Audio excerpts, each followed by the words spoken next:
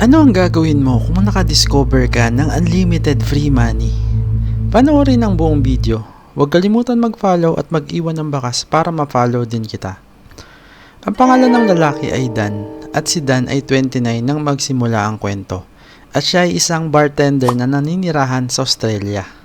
At isang gabi noong 2011, nasa labas siya ng isang bar, umiinom.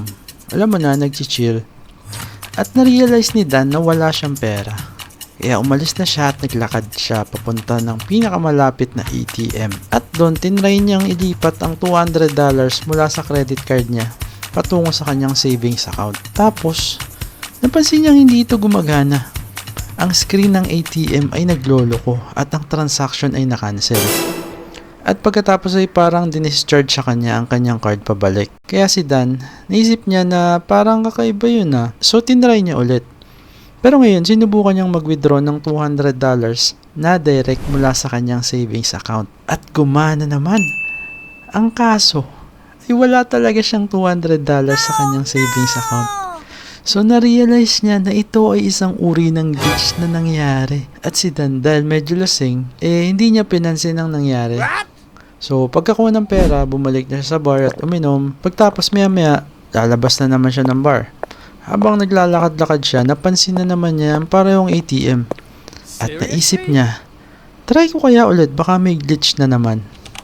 So kaya nag-transfer siya ng isa pang $200 mula sa kanyang credit card patungo ulit sa kanyang savings account.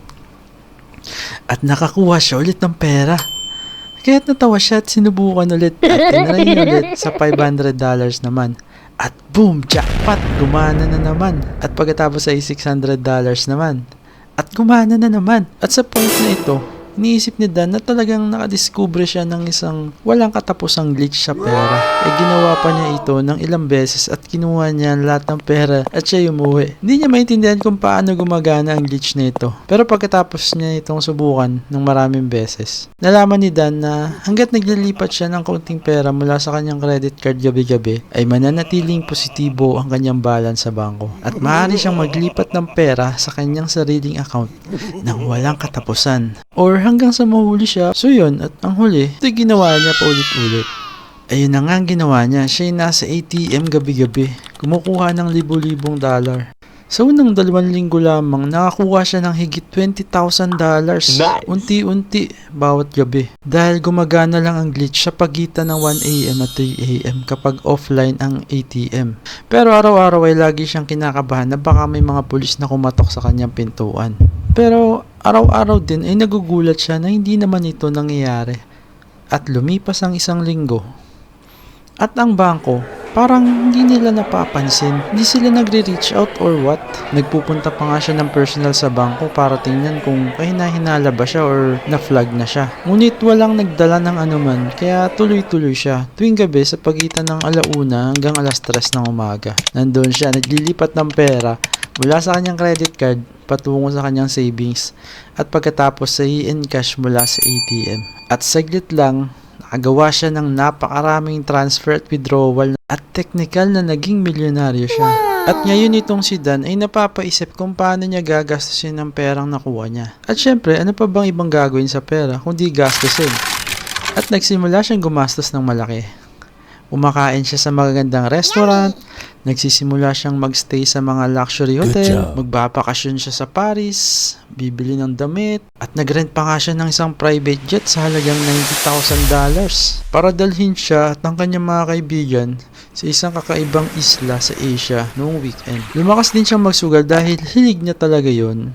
At dahil mabait si Dan, minsan ay mapagbigay siya. Kung minsan ay magtitip siya sa waiter ng daang-daang dollar at magbubook siya ng isang room sa hotel para sa mga taong walang tirahan upang magpalipas ng gabi. Kaya si Dan ay namumuhay ng tulad ng isang milyonaryo ngayon. Ialapitan din siya ngayon ng mga babae at nagiging mabait sa kanya ang mga tao na hindi alam na sinasamantala niya ang kakaibang ATM glitch na ito. Ngayon ay medyo nagtatanong na sa kanyang ilan sa malalapit niyang kaibigan at nagtataka sila kung paano niya nakukuha ang lahat ng ito. So hindi din ni Dan alam ngayon kung paano ito sasabihin. So sinasabi na lang niya na mula ito sa real estate investment or minsan ay sa investment banker niya. Kaya wala talagang umuusisa ng gusto dito. At kaya patuloy lang si Dan sa pagkakaroon ng oras sa kanyang buhay pero Dito ay nag-umpisa ng maging komplikado ang lahat para sa kanya.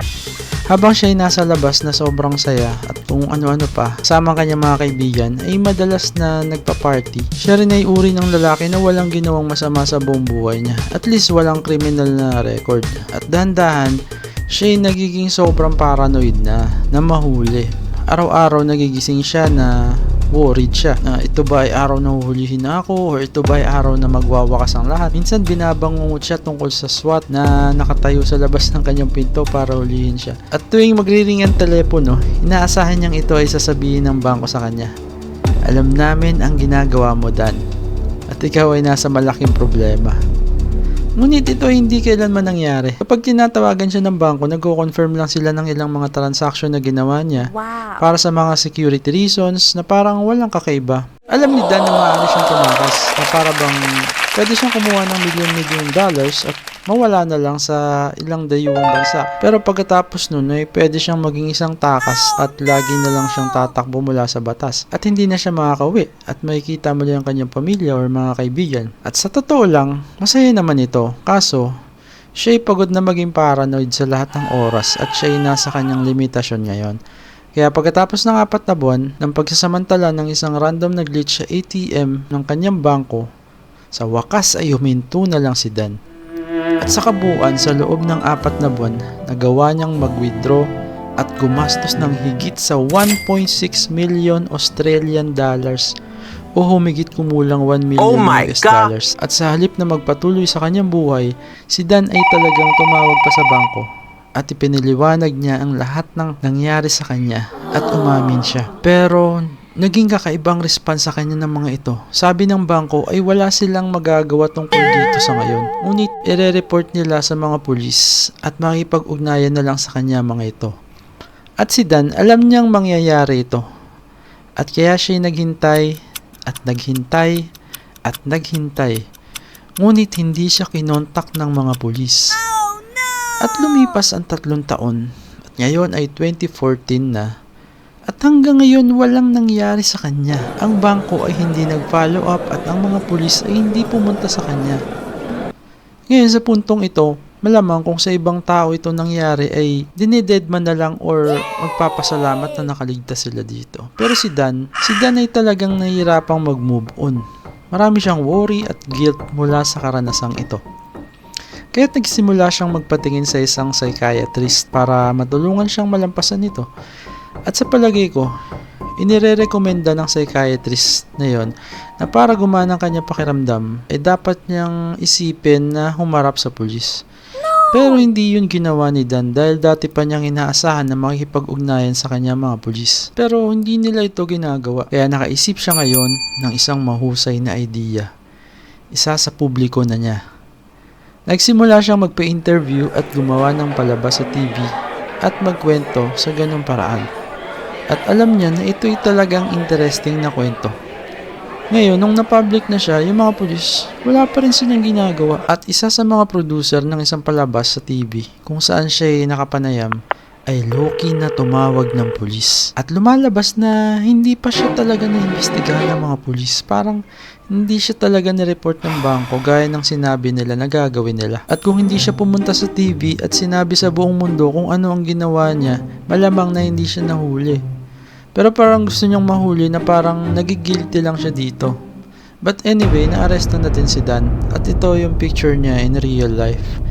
At ang nangyari, kahit na siya ay talagang pumunta na sa paglilitis at walang nakakaintindi kung paano nagkaroon ng glitch o paano nagawa ni Dan na dayain ang ATM para maka-withdraw siya ng milyon-milyon. Hindi ito naiintindihan ng lawyer, hindi ito naiintindihan ng judge, at kahit nga ang bangko ay hindi ganap na may paliwanag kung paano hinayaan ng kanilang sariling sistema na mangyari ito.